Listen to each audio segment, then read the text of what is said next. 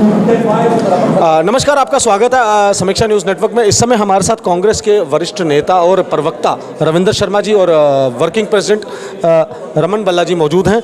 यहां पर जानने की कोशिश करेंगे। रविंद्र जी, कैसे देखते हैं इस मामले को? लगातार भाजपा और केंद्र सरकार ये कहती हुई नजर आई है कि जम्मू कश्मीर और कश्मीर घाटी के अंदर लगातार ऐसी आतंकवादी गतिविधियां देखने को मिल रही है और लगातार हमारे जवान जो हैं वो देश के लिए शहादत देते हुए नजर आ रहे हैं। क्या कहें? पहले तो आप सल्यूट करते हैं जो शहीद हुए हैं, उनके परिवारों के साथ हमारा दिल उनके साथ है।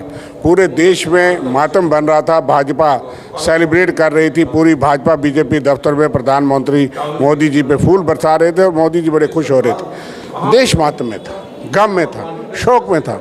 एक कर्नल, मेजर, डीएसपी जिनके पिताजी डीआईजी थे, आईजी थे, कालाकोट में छाते हुए, और देश का प्रधानमंत्री। इसलिए उस भाजपा को कुछ सवाल पूछने का अधिकार। रोज दावे करते हैं कि आतंकवाद का सफाया हो गया, और उसके बाद इस तरह की हरकतें होती हैं जहाँ पे आतंकवाद सफाया हो चुका था।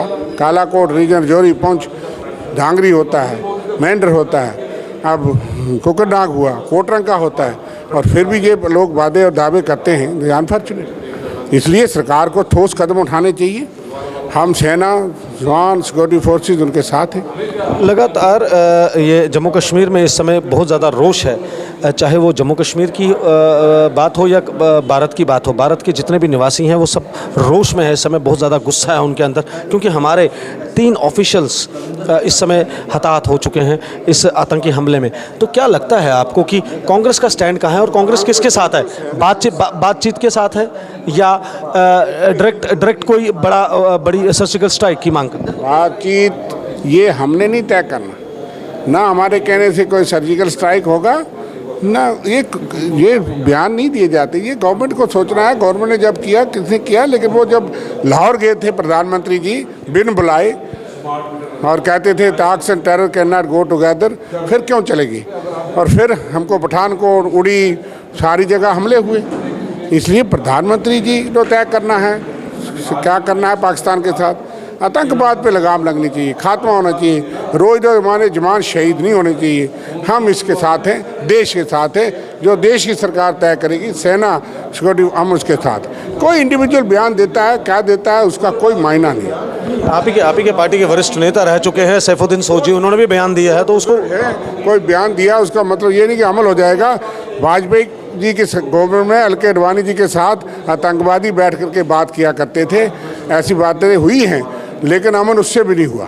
इसलिए अमन होना चाहिए। फारूक अब्दुल्ला ने अपनी थ्योरी दी है, उन्होंने अपनी थ्योरी है, उनको अपना अपना अधिकार है। पार्टी का ये व्यू नहीं है। कांग्रेस पार्टी बातचीत के साथ है या सीधा टारगेट दिया कि हम सरकार, सेना के साथ हैं। फॉरेन पॉलिसी, डिफेंस पॉलिसी जो बनाएंगे, अगर वो कॉन्फ्रेंस लेंगे, हम उनके साथ हैं। हम नहीं कहते आप डायलॉग करो, हम नहीं कहते कि हमला करो। ये करना उनको तय है, वो हमने नहीं तय करना। हम देश के साथ खड़े हैं।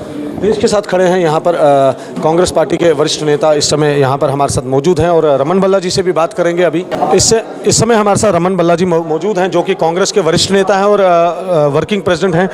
रमन बल्ला जी, लगातार ये जो मामला देखने को मिल रहा है कि कहीं कभी रजौरी की बात करें, ढांगरी की बात करें, कोटरंगा की बात करें, कश्मीर घाटी में लगातार आए दिन ये हमले देखने को मिल रहे हैं और हमारे 3 जवान जो ऑफिशियल्स हैं वो समय वीर गति को प्राप्त हुए हैं। क्या लगता है आपको कि ये किसकी कमजोरी? इन जवानों की शहादत होना, ऐसे तो कई जिसने जवान ने शहादत यहाँ पे दी, दिल दलाने वाली बातें थी। लेकिन कल का जो वारदात हुई कुकरनाका, इसने देश को हिला के रख दिया कि किस ढंग से हो, और अभी तक उनका पता नहीं चला। हमें लगता है कि आर्मी, पुलिस, पैरामिलिट्री जिस ढंग से काम कर रही है उनका सफाया ज़रूर होगा। लेकिन अफसोस है कि डिफेंस मिनिस्टर की प्रेजेंस में हाल ही में जम्मू कश्मीर के दौरे पे थे, उस वक्त इस वारदात को अंजाम देना, जैसे कालाकोट में वारदात होगी, लॉ एंड ऑर्डर प्रॉब्लम कहीं दिखाई नहीं देती। और दावे ये सुप्रीम कोर्ट में बार करते हैं कि सब कुछ ठीक है, और चुनाव से भी भागते हैं, रियासत का दर्जा भी छीनते हैं। तो ग्राउंड की पोजीशन क्या पता लगी। और अफसोस इसलिए कि जब कमीशन हो रही थी और प्राइम मिनिस्टर फूल माले पहना के अपने पर फूल बरसा रहे थे, देश शर्मसार है कि कम से कम उस टाइम को टाला जा सकता था। G20 की वावा लूटते हैं और जम्मू कश्मीर में फौजियों की शहादत का सिलसिला जारी है।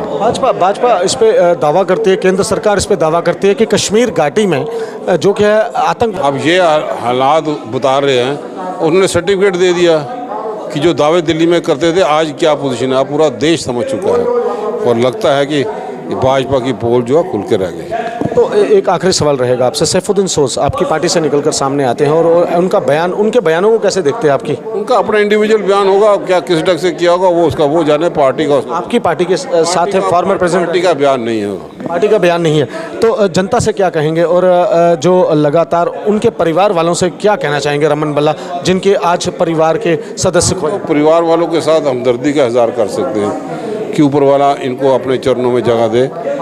ये हम इनके ऋणी हैं जो हमारे जम्मू कश्मीर में सेवा करने के लिए आए और जान देंगे। हम पूरी पार्टी के लोग, राहुल जी, खड़गे साहब, सोनी जी, प्रियंका गांधी ऑलरेडी उनको ट्वीट करके उन्होंने अपना अफसोस यहाँ पे बताया। हम भी उसी परिवार के साथ सहानुभूति प्रकट करते हैं। बहुत बहुत शुक्रिया बात करने के लिए। इस समय हमारे साथ हम मौजूद हैं कांग्रेस पार्टी के दफ्तर में जम्मू के, जहां पर रविंद्र शर्मा जी जो कि प्रवक्ता है जम्मू कश्मीर के कांग्रेस के और वर्किंग प्रेसिडेंट रमन भल्ला जी हमारे साथ मौजूद है, जिन्होंने इस पर काफ़ी ज़्यादा निंदा जाहिर की है और उन परिवार वालों के साथ जिनके आज सेना के जवान जो शहादत जिन्होंने दी है उनके परिवार वालों के साथ सहानुभूति जताई है और कहीं ना कहीं ये भी कहा है कि केंद्र सरकार को इसके ऊपर संज्ञान लेना चाहिए और ये जो आतंकी हमले लगातार देखने को मिल रहे हैं जम्मू कश्मीर में, इसके ऊपर रोकथाम होनी चाहिए और कहीं ना कहीं जो डायलॉग की बात है वो नहीं होना चाहिए। और सैफुद्दीन सोज की बात जो की है उसमें उनके बयानों को लेकर कहा यह पार्टी का बयान नहीं है, उनका निजी बयान है। और कहीं ना कहीं आप भी अपनी राय ज़रूर कमेंट बॉक्स में रखिएगा इस वीडियो को देखने के बाद और इस वीडियो को ज़्यादा से ज़्यादा शेयर करिएगा और पल पल की खबर और पल पल की अपडेट के लिए जुड़े रहेगा समीक्षा न्यूज़ नेटवर्क के साथ में। मेरे वीडियो जर्नलिस्ट और मुझे विनीत कार्लो को दीजिए इजाज़त। नमस्कार।